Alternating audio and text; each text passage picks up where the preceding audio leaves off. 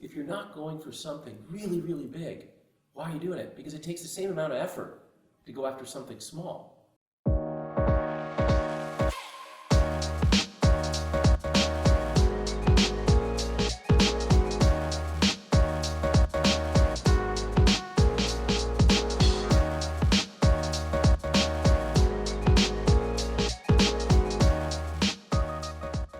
This is Dave Meltzer with Entrepreneurs The Playbook, and I am with Raj Kapoor, the Chief Strategy Officer here at Lyft. Extraordinary room, by the way. I saw you walk through the Willy Wonka door behind me. It is great. I've actually remember meeting you years and years ago here in the Silicon Valley, but one of the things I love about your career, which mirrors mine, is that if we reverse engineered our careers of how we ended up where we were, people wouldn't believe it. Yeah. Right? And poor young people, when they're like, well, how did you get to where you are? And I take them through that journey and they're like, well, I can't really re-engineer that. Being an engineer, I'd love to know what background and experience you do have in order to end up as this Chief Strategy Officer here at Lyft. Yeah. I think, more important than even specific degrees is having a mindset, and a mindset of curiosity. When I was growing up, I was always curious about technology and what the future could be. Maybe because I wasn't happy in the present space, but I was excited about the future and what it could bring. And when you were young, when you say you're excited about technology, there's a lot of young people that watch this. I want to get them aligned with what we're talking about. What types of technology existed or that excited you? Oh, what existed was the Commodore 64 computer. Nice. And one of my biggest ahas was getting a 1200 baud modem, which is a speed at which not even is thinkable today. Right. I worked with the 9600 baud modem with Westlaw and the loud sounds. There you go. So you remember. Oh, yeah. How slow but exciting the world was. Extremely. Back then. And so I was able to first have my communication that was over this thing, which wasn't the internet at the time, but was connected to computers. And I was amazed. And I was amazed that you can then publish content, using at the time Sprite graphics. It was called BBS's, bulletin boards. So that to me was an exciting time to think about what the future could hold. I was also fascinated by space. Most little kids are. Yeah. And that got me thinking about transportation too. So those two things were always stuck with me, but that curiosity was there. And I thought that having a grounding of engineering would certainly help. But then when I went to school at Carnegie Mellon, what I realized is that you can bring that innovation to business too. And you can think about innovation not just in a technology sense, but in innovating how business is done, what you do. And that was, I would say, a belief that was not limiting, which allowed me throughout my life to say, I can reinvent myself. As long as that curiosity is there and the energy is there, you can do anything. Speaking of mindset too, one of the most difficult questions I have to answer, because I grew up in a house with a single mom who believed doctor, lawyer, or failure. She might have included engineer as well. But in that course, I find it really difficult nowadays because I am an entrepreneur, and so are you, by the way. But a lot of kids come up to me and go, do I really need to go to college? Yeah. And college is much more expensive now. Yeah. But yet we both went through graduate degrees, some of the finest schools on earth. Yeah. But I'm not quite sure how I should answer, in my own opinion. I know what I do answer. Can I get your answer to that question? What advice or how you would approach that answer when someone asks you, should I go to college? I want to be an entrepreneur. What should I do? Most importantly, I think what people are realizing in today's world, that there's not one size that fits all. There is no one answer there. I think that college absolutely still has a lot of value. There are things broken about the situation. You're learning things that you may not apply. The way you're learning things don't necessarily are as relevant to how you're going to actually perform and live life. But there's a lot of positive there. It's what you make of it. So if you go out of your way to join clubs, to start businesses, which is what I ended up doing, and use your curiosity around these like-minded people and these professors that have been around for a long time, and the diaspora community that's around there, I think it's a phenomenal petri dish upon which you can grow. That is you have 4 years to experiment. If you look at it from that perspective and chart your own course, I think it's a wonderful thing. If you go in and try to punch the clock and take the required courses, it's a waste of time.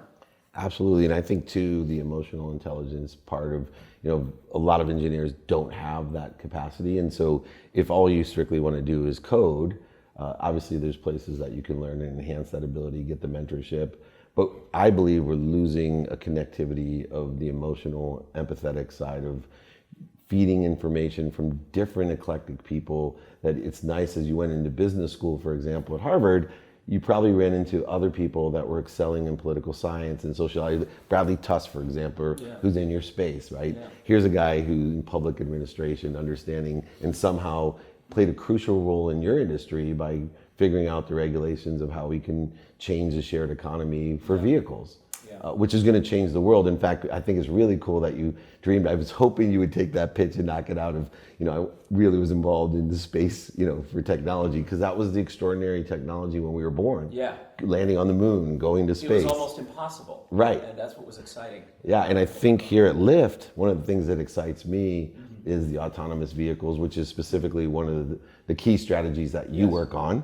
And it's extraordinary because I'm going to ask you a few questions about it. I don't think people realize beyond, oh wow, driving without someone in control, it's life-changing for Earth. Yes. The environment, the economy, many different industries will change dramatically, even more than the car industry or the cab industry changed when Uber and Lyft came about. Yes. What's the most extraordinary thing that excites you about the automated vehicles today? I think what you said, there's a lot of attention that's being put on the actual technology, which is fascinating and exciting, and I encourage you to give it a shot in Las Vegas. We have self-driving cars that are operational, that are there, but that's just the tip of the iceberg. What's exciting is applying when I was a kid, thinking about the future and having a curiosity of what else could change. It's these second order effects that you talked about.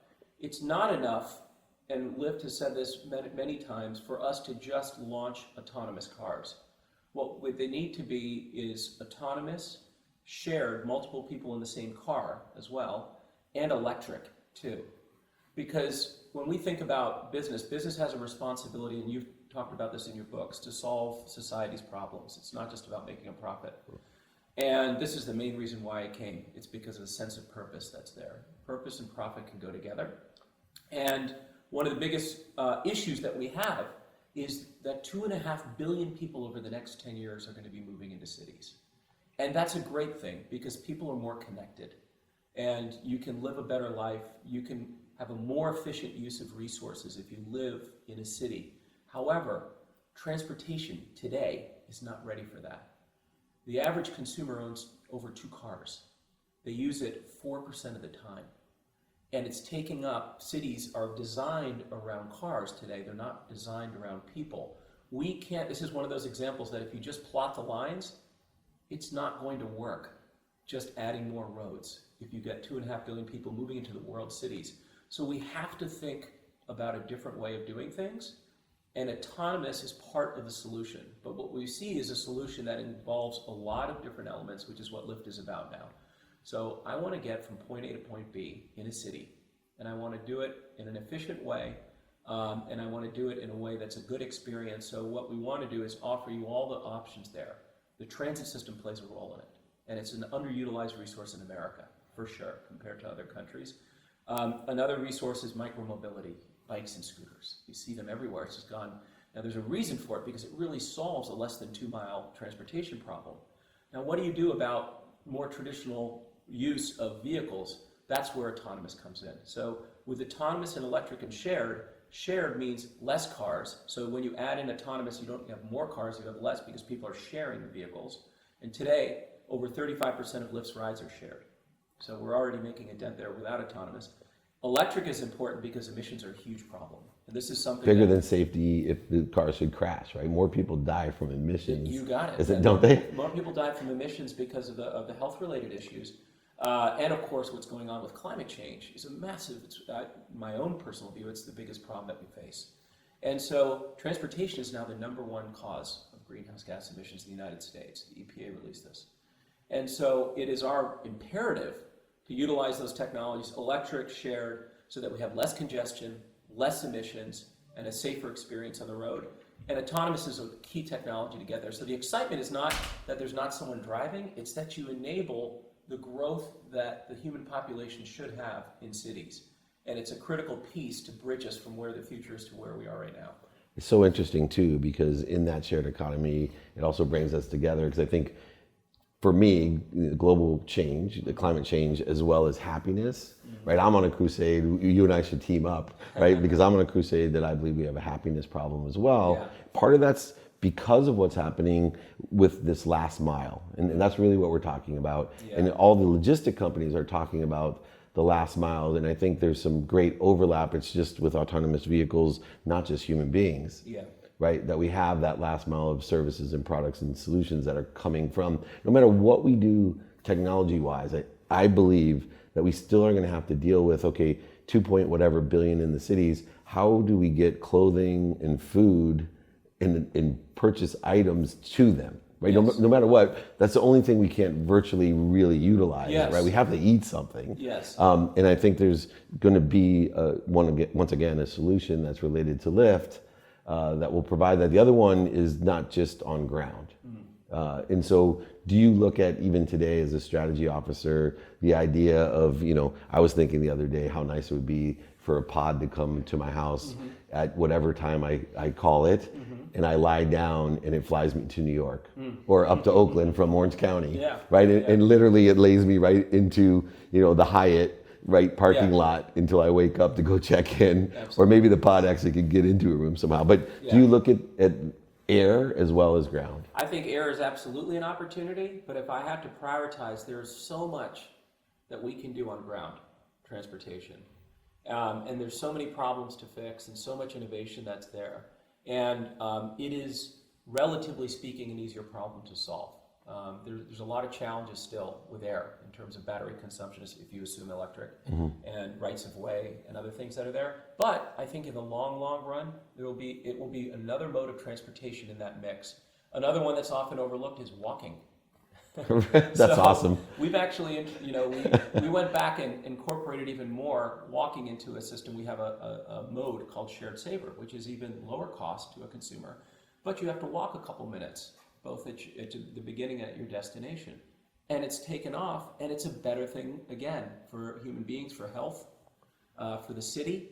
And that combined with, we can take less cars, then we can start increasing sidewalk space, less space for roads, and we can redesign cities around these modes of transportation like walking.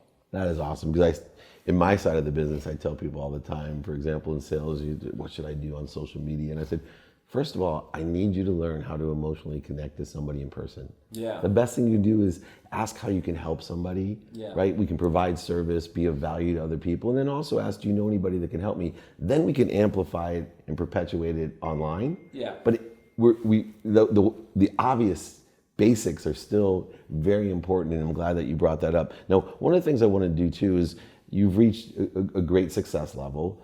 What part of your past career do you think has helped you most with your current position?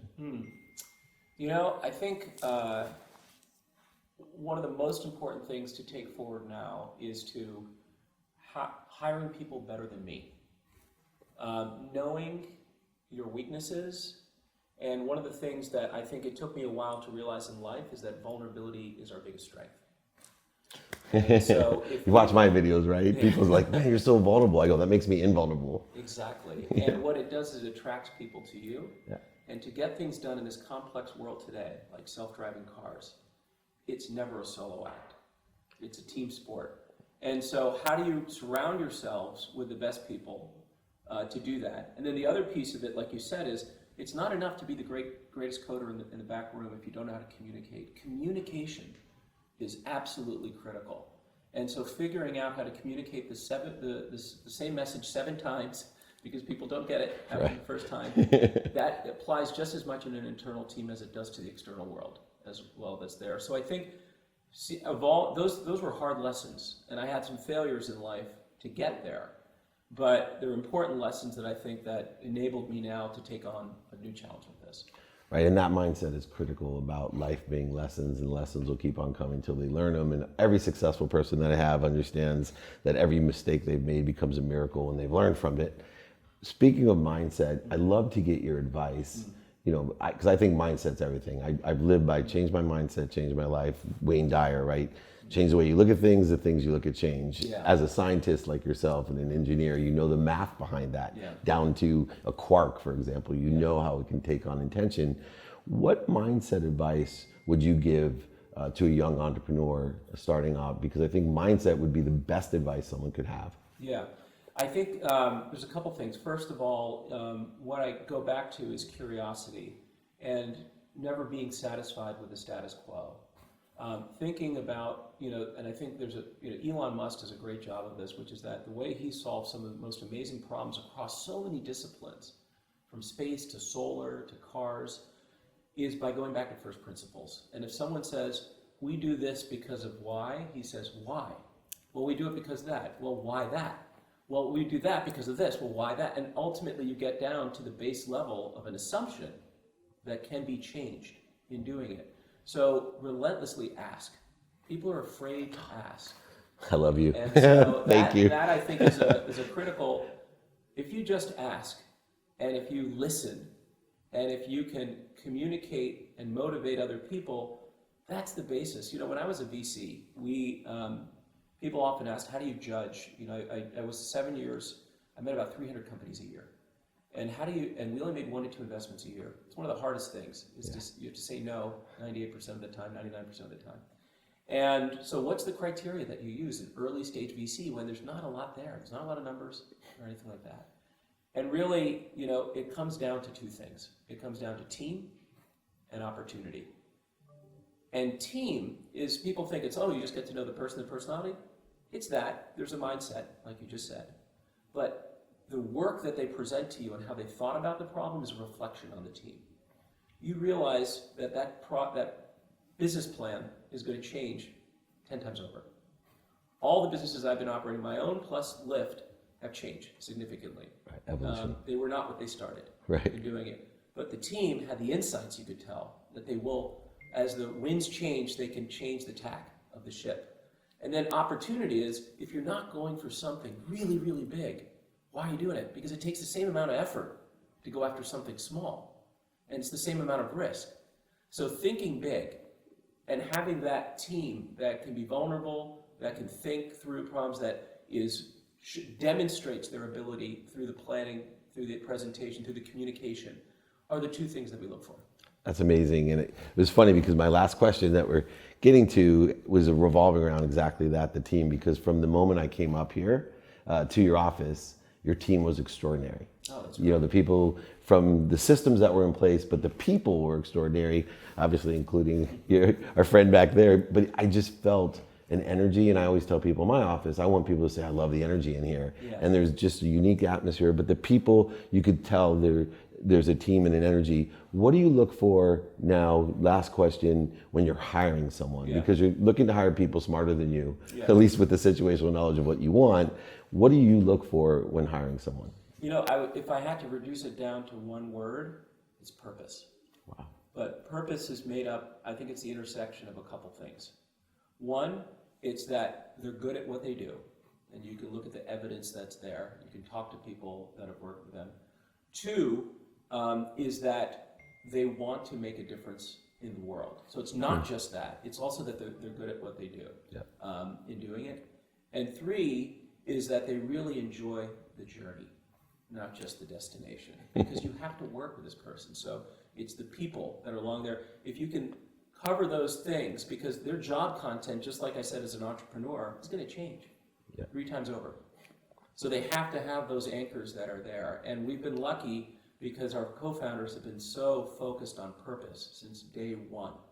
When other people were drinking beer at their fraternity parties, Logan was on the board of the Santa Barbara Transportation trying to figure out how to make buses more efficient.